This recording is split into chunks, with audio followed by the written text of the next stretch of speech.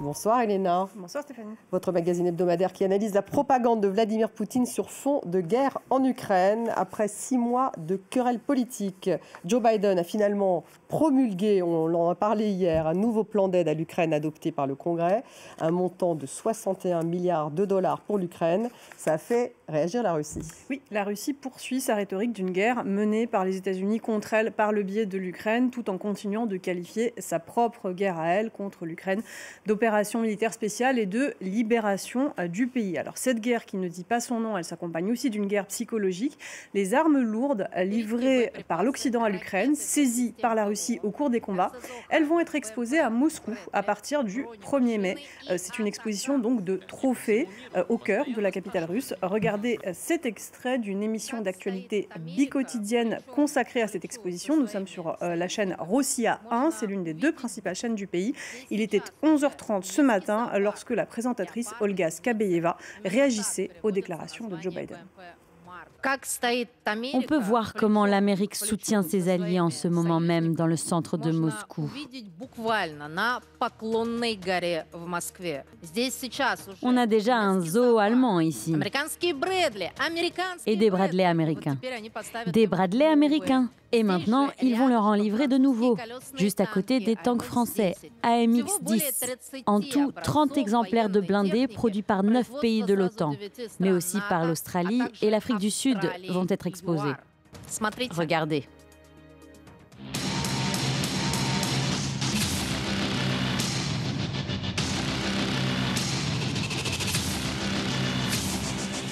Une exposition de trophées qui va durer pendant un mois, donc à Moscou. Elena, un mot tout de même sur cette présentatrice de la télévision russe. Oui, Olga Skabeyeva, elle a fait parler d'elle ces derniers jours sur les réseaux sociaux. Une vidéo d'un forum auquel elle a participé à fuiter, intitulé Front informationnel. Il s'est déroulé du 16 au 21 mai dans la région russe de Kalouga. Il a réuni 70 environ jeunes blogueurs et apprentis journalistes auxquels des propagandistes célèbres, dont Olga Skabeyeva, sont venus expliquer leur vision de la guerre informationnelle. Alors, écoutez ce qu'elle leur a dit. La vérité existe, ou peut-être n'existe-t-elle pas. Peu importe qu'il y ait une frappe. Enfin si, cela importe, mais le sens sacramental est ailleurs. Leur interprétation est que notre frappe sur la région de Kharkov est un acte d'agression. Nous estimons que ce que nous faisons actuellement dans la région de Kharkov, c'est de créer une zone sanitaire. Et si nous estimons que nous sommes de vrais patriotes, alors il vaut mieux s'associer au point de vue étatique et servir les intérêts de l'État. La création d'une zone sanitaire en Ukraine, c'est ce que disait Vladimir Poutine avant de lancer une nouvelle campagne de frappe longue portée contre le pays. Oui, et ce n'est évidemment pas le rôle d'un journaliste que de reprendre à son compte les termes du discours officiel. Son rôle est d'informer. Mais en Russie, depuis l'attaque de l'Ukraine le 24 février 2022, tous les médias ont été mis aux ordres. C'était déjà le cas avant pour les grandes chaînes de télévision russes étatiques, avant l'invasion à grande échelle de l'Ukraine. Et donc il est intéressant de voir comment les journalistes des chaînes étatiques russes se positionnent par rapport à cette censure qui est devenue totale. Et leur loyauté au régime, on l'a entendu, elle est inconditionnelle. Olga Skabeyeva estime que les bombardements contre l'Ukraine sont une information secondaire et que ce qui compte, c'est la manière dont elle le présente aux Russes. Alors on va le voir justement, vu de Russie, cette guerre en Ukraine, elle est technologique. Elle ne fait jamais de victimes civiles, c'est presque une opération de chirurgie. Regardez cet autre extrait d'une autre édition de l'émission d'Olga Skabeyeva, c'était ce lundi. De nouvelles frappes contre les infrastructures militaires à Kharkov ont atteint leur cible. De puissantes explosions ont été entendues à la périphérie ouest de la ville. Selon les informations préliminaires, un système de défense antiaérien ennemi a été détruit.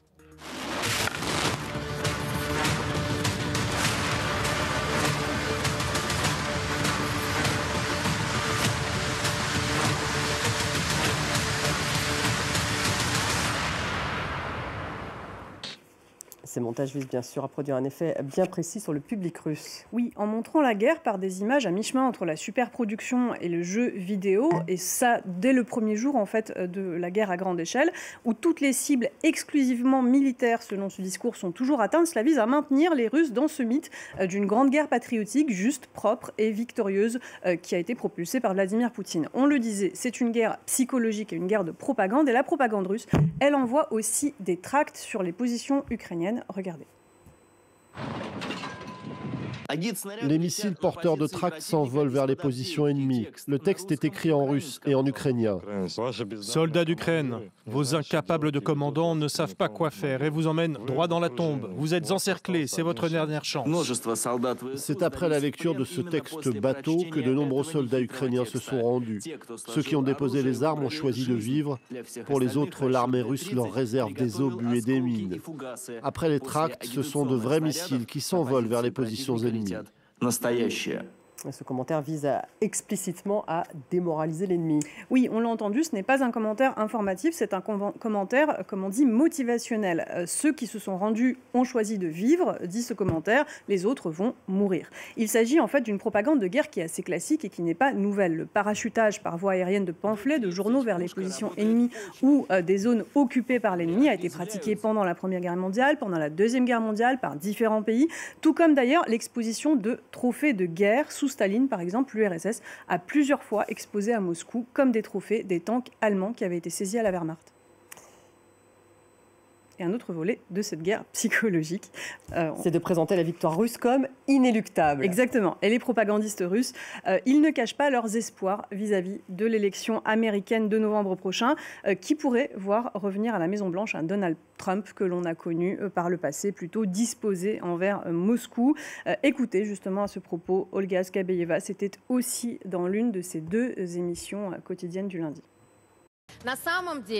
En réalité, sur les 60 milliards de dollars, seuls 27 milliards sont alloués à l'Ukraine pour faire la guerre avec la Russie. Les élections aux États-Unis auront lieu le 5 novembre. Il ne s'agira pas seulement d'une élection présidentielle, mais aussi d'élections à la Chambre des représentants et au Sénat. Cela signifie que l'Ukraine ne peut pas espérer l'adoption d'une nouvelle aide d'ici novembre. Et ensuite, ensuite, ce sera le destin. Si Trump devient président, tout devient alors imprévisible. Elle parle de 27 milliards de dollars, parce qu'il s'agit de fonds directement alloués à l'Ukraine par les États-Unis pour l'achat d'armement. Oui, et en plus de ces 27 milliards de dollars, 23 milliards serviront aux États-Unis à compenser leur propre livraison d'armes à l'Ukraine et 10 milliards iront à d'autres formes d'aide particulièrement attendues par les Ukrainiens. Il y a les systèmes de défense anti-aériens, alors que la Russie a donc multiplié ces dernières semaines ses campagnes de frappe longue portée, la fameuse zone sanitaire dont parle la propagande russe, attendues aussi et qui ont déjà commencé à arriver les missiles Atacams d'une portée de 300 km. Les Américains interdisent aux Ukrainiens d'en faire usage pour frapper le territoire de la Russie, mais les Ukrainiens les ont déjà utilisés pour frapper par exemple la Crimée, qui a été péninsule d'Ukraine, qui a été annexée par la Russie en 2014. Merci Elena Voloshin pour Vue de Russie. À la semaine prochaine.